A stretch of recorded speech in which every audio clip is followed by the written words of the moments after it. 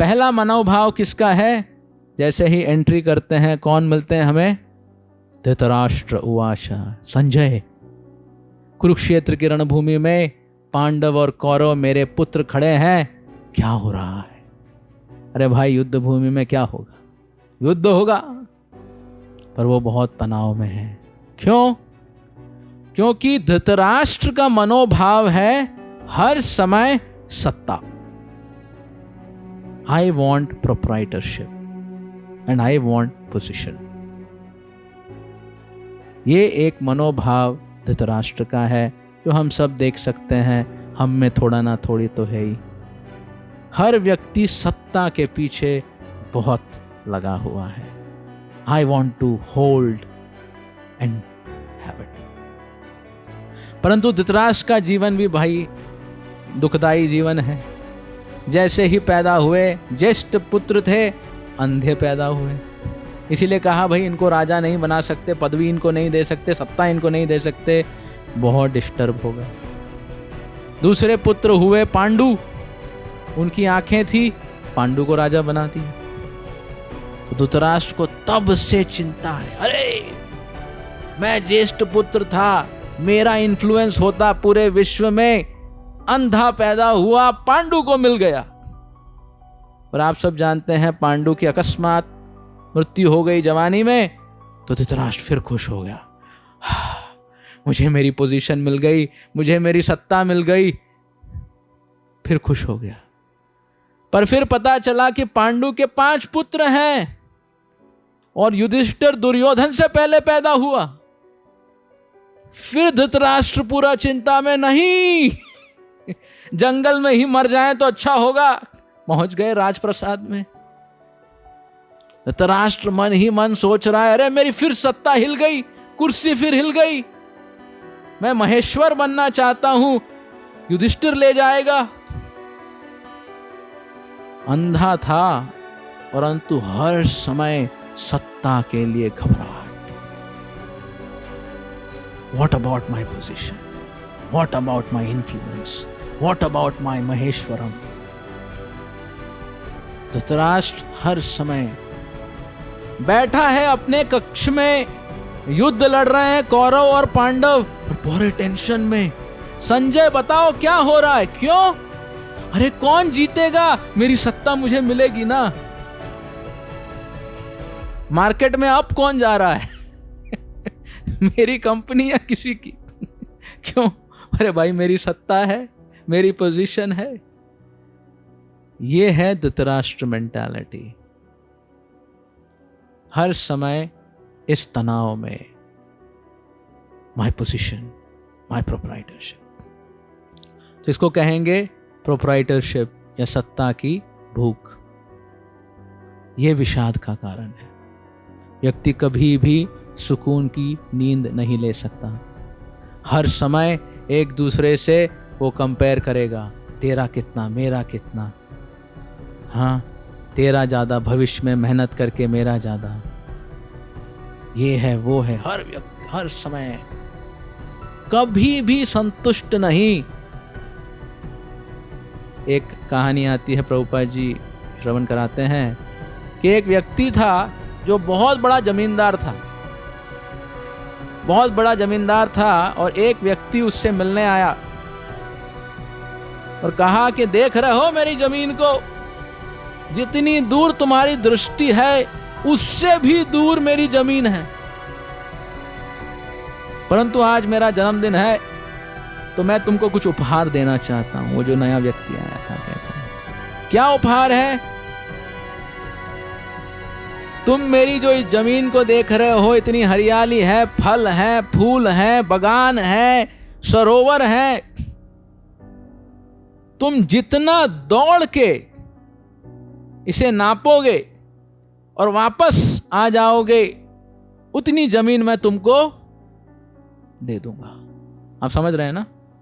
मतलब जितना वो दौड़ेगा और वापस स्टार्टिंग पॉइंट में आ जाएगा, उतने जमीन का जमींदार इस व्यक्ति को बना देगा।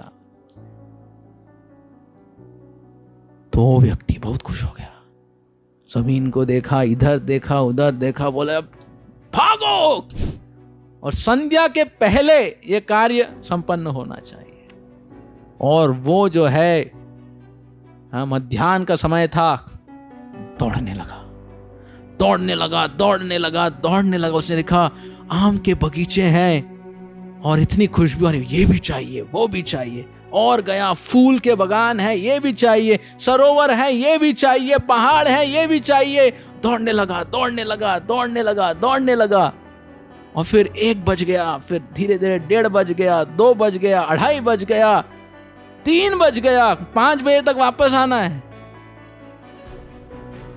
तो 3 बजे तक उसने इतनी तो संग्रह कर ली। अब उसको वापस 2 घंटे में 3 घंटे की दौड़ लगानी है। यस। और सोचे 3 घंटा जो दौड़ा, जॉगिंग भी किया, क्या होगा। और फिर वो पूरे उत्साह के साथ वापस दौड़ने के लिए दौड़ने लगा। यस, पहाड़ मेरे, यस, सरोवर मेरा, यस, बगीचे मेरे, ये मेरे, वो मेरे करके 4:30, 4:45, 15 मिनट है, एंट्री तक जमींदार दिख रहा है, दौड़ रहा है।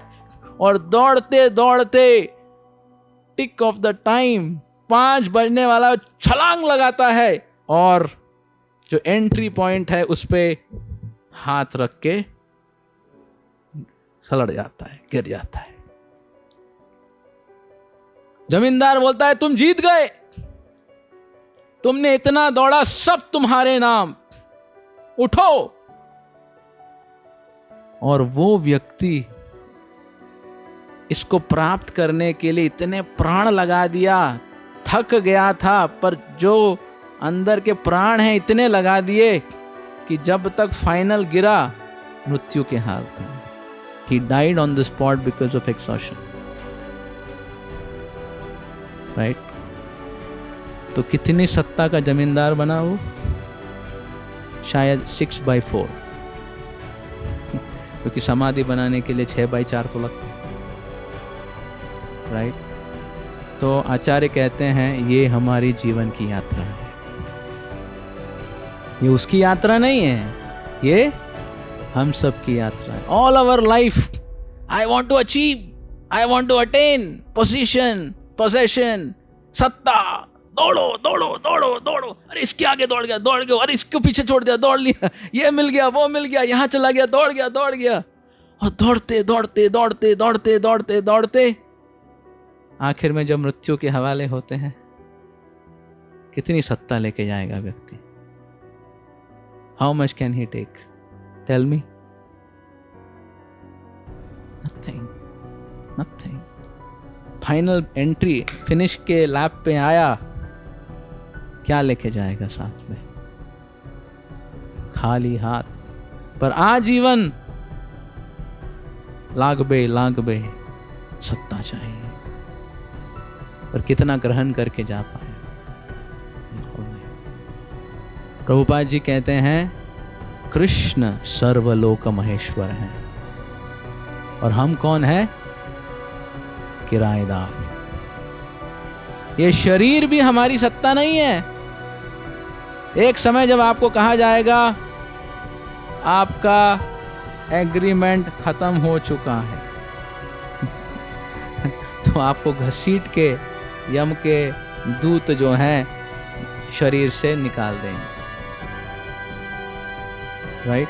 हम किराएदार हैं और भगवान स्वामी हैं। ये महत्वपूर्ण तत्व है। सत्ता किसकी है?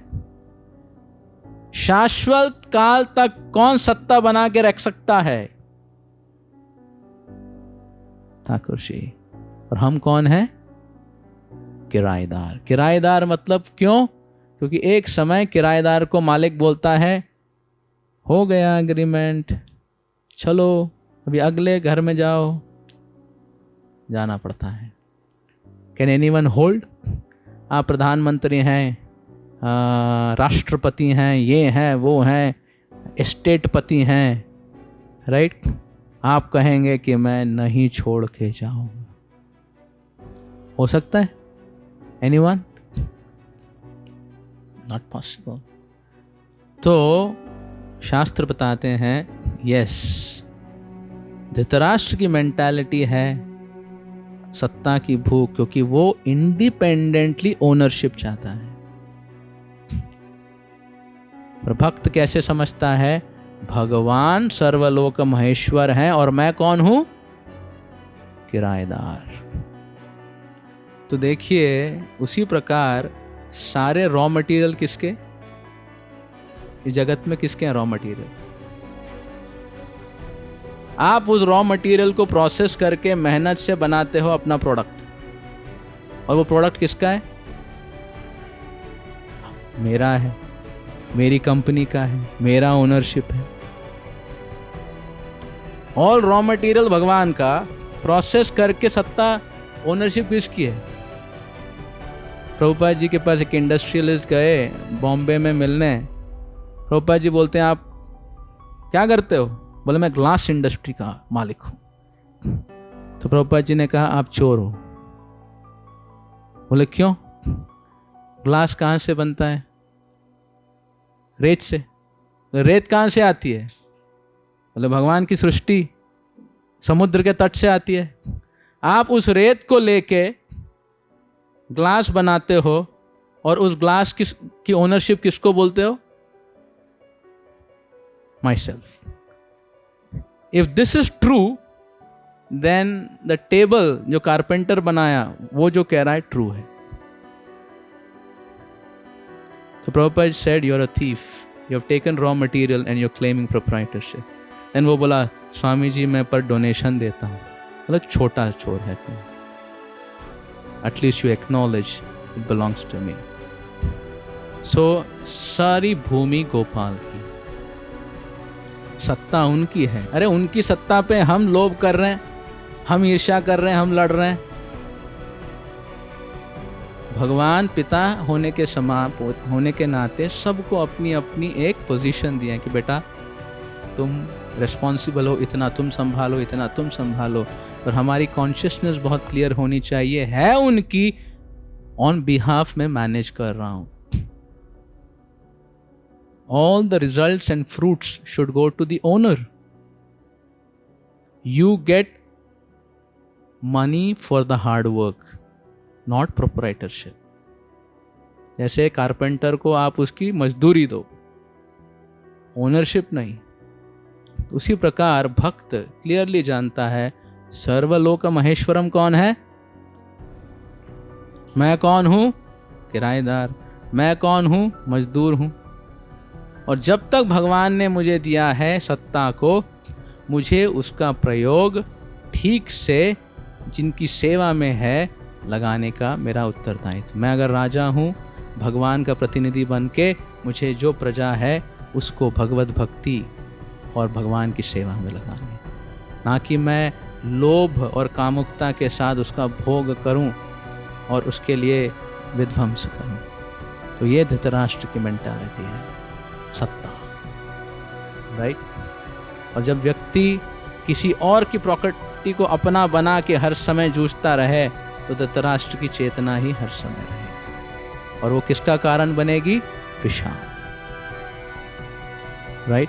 तो ये पहला मनोभाव है जो भगवत गीता के पहले अध्याय में दिया गया। और हर व्यक्ति आप देखिए इस दुनिया में भगवान की जो वस्तु है उस पे सत्ता बना के उसका आधिपत्य करना चाहता है, and that is why he is unhappy. जो जिसका है उसको बोलो कि भाई इसका है और मैं सेवक के रूप में इसका प्रयोग कर रहा हूं, that is perfect, that is ownership. तो ये पहला मनोभाव है भगवत गीता का।